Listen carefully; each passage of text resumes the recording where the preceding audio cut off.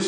Alassane Ouattara a fait la grande démonstration de son incapacité à gouverner sereinement, à redresser l'économie du pays et à mettre fin au cycle infernal de l'endettement. En moins d'un an, les effets bénéfiques de l'initiative PPTE ont été dilapidés. En 2012, le stock total de la dette publique est plus élevé, 6 170 milliards qu'en 2010, 5 696 milliards.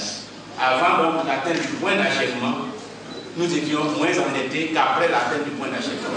Où sont passés les PPTE?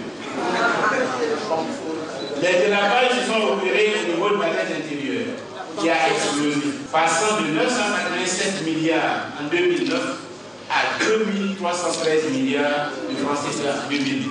Évidemment, l'argent ne circule pas. Si l'argent ne circule pas, c'est parce qu'il travaille. Nous retournons à Alassane Ouattara. Les économistes s'attrapent la tête. D'autres se pincent pour ne pas rire. Nous nous interrogeons.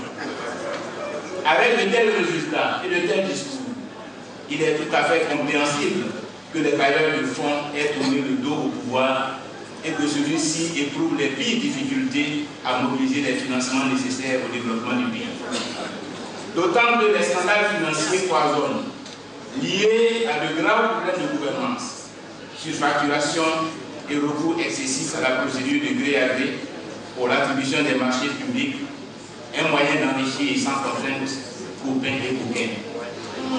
Cette mauvaise gouvernance est attestée par les mauvais classements du pays par les agences internationales de notation. 46e sur 52 pays en 2012 selon l'indice Ibrahim pour la gouvernance africaine. Alassane Ouattara et son gouvernement en sont conscients.